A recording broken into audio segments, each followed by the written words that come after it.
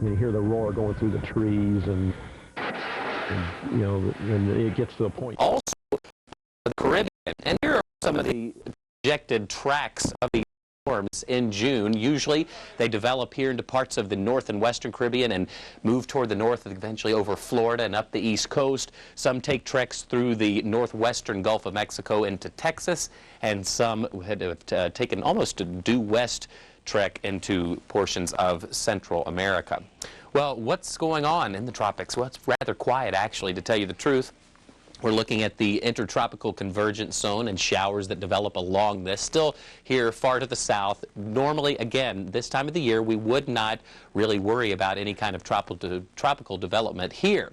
We are watching one area, though, as we head farther towards the west here, as we get a little closer to home. We do have an area that we're watching right here off the southern coast of Florida. And here I'm zooming in a little closer here. You can see this activity.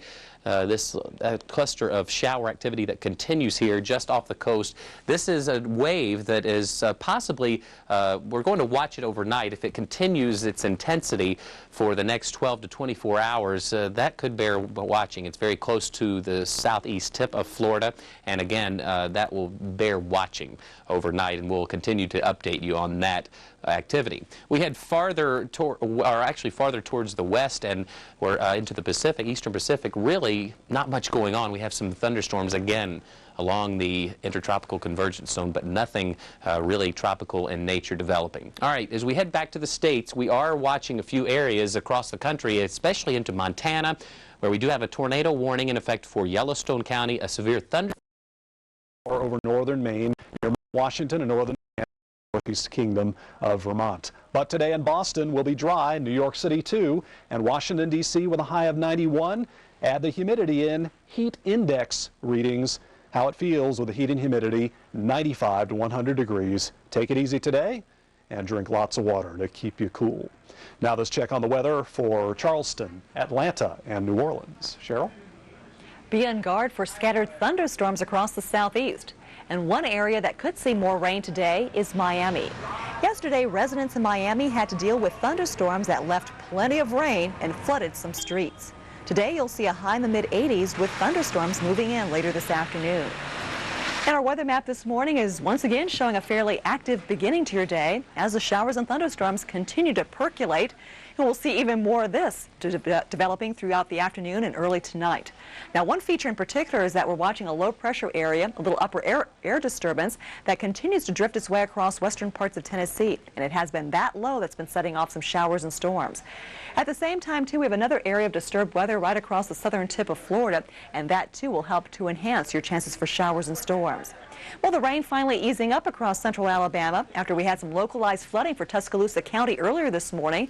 The rain continues to migrate northward. We're seeing some rain now very close to the Huntsville area, and more rain making for some sloppy travels for parts of I-65. Elsewhere, though, clusters of showers and storms around Tupelo, Mississippi, back over towards Greenwood and Greenville, Mississippi. These are all slowly drifting off to the north. More strong thunderstorms, too, running out of Clarksdale and out on the south side of Memphis. You're seeing We'll crave in this type of weather already since we've missed out on it. Past we certainly had some spring warm-ups, but now we're heating up and the meadow's starting to crowd up as well. All right, our temperatures at noontime, 86 degrees. So we're off to the races here and easily within reach 90. But now that we have a westerly wind, about 12 to 17, that's a blowtorch wind. You're going to warm up probably 5 to 7 degrees from where we are now. So easily low and middle 90s, I think, this afternoon. I'm still going to go with my 94 for a high today, in the park, that is. 83 our average, so above that already. No rainfall today. Here's the sunset tonight. Still our latest sunset of the year. It's the sunrises that are getting a little bit later. We lose 1 minute of daylight tomorrow. All right, up to 88 in Morristown, 89 at Newark. It's at JFK, a touch cooler at Bridgeport at 82 degrees. But everybody's warming up. You factor in the humidity, which isn't impressive at this point, but we do feel like 90 in Morristown and 91 at Newark. And over the next few days, we'll probably get some heat indices, which are in the middle 90s. And again, the eastern two-thirds of the country is just baking. The only relief on the west coast. Something interesting here, 87 at Cleveland, but look at the east coast. What's happening here is today's highs, with westerly winds coming down off the Appalachians or the Catskills or Poconos, depending on where you are. That air compresses when it goes down to the coast.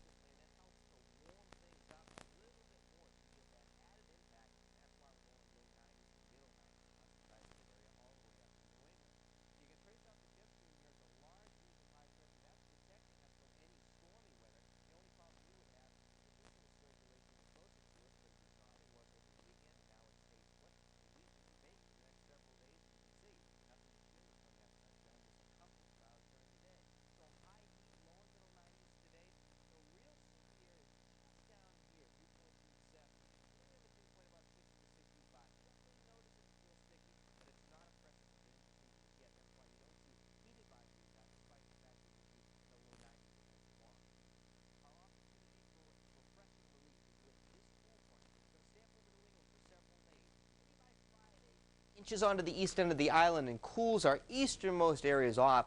But it looks like it's going to take quite a while, maybe not even until Saturday. So the beach is the place to be. The water's warming up. Light chop, the UV index, sunburn index, very, very high. Pollen count, grasses are now moderate. The trees are absent. Still mold spores we're looking for to go down. I think we will see that tomorrow. Here's my AccuWeather forecast. Warm and sticky night ahead. Mainly clear. It's hot and humid tomorrow. Looking for a high of 92, upper 90s away from the coast. Plenty of sunshine. And as we go through the 5-day, I think we're in the 90s until Saturday. I know that weekend looks threatening, but those are just afternoon storms, not a washout. But a few more clouds will cool us down into the 80s on Sunday. The real relief coming back on Monday. So get ready for the long haul. Several days ahead. Okay. Thanks, We're Nick. in there. All right. Well, our friend and ABC found Certainly not records, but well above normal, and it makes, of course, a big mess out there as far as blackouts are concerned, and that's what we have tonight. Let's take a look outside.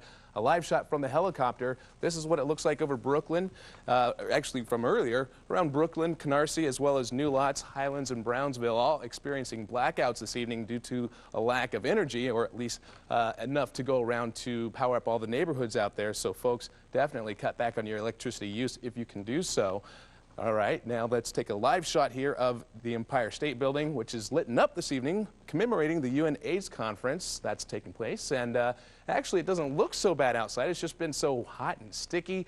Temperatures in the 80s still as of the 10 o'clock hour. We have 84 degrees with clear skies. The dew point's at 68 degrees with light winds out of the west at 7 miles per hour. Not really helping us out as far as the comfort is concerned because the humidity and dew point are so high. So kind of a nasty feeling evening out there. The high temperature out at Central Park, 89 degrees, which doesn't sound all that bad when you compare it to the 101 that we had back in 1966. Of course, no rainfall out there, and the low temperature this morning, 73 degrees, but even then, it was quite sticky. But things are going to be changing up on us just a little bit. Right now, high pressure is still in control. There is a weak cold front that is passing by to the north. It did spark up some showers up around Canada, back into Vermont, back into Maine as well, but here, not a whole lot happening yet. And it looks like that cold front's pretty much going to fizzle out as time goes on.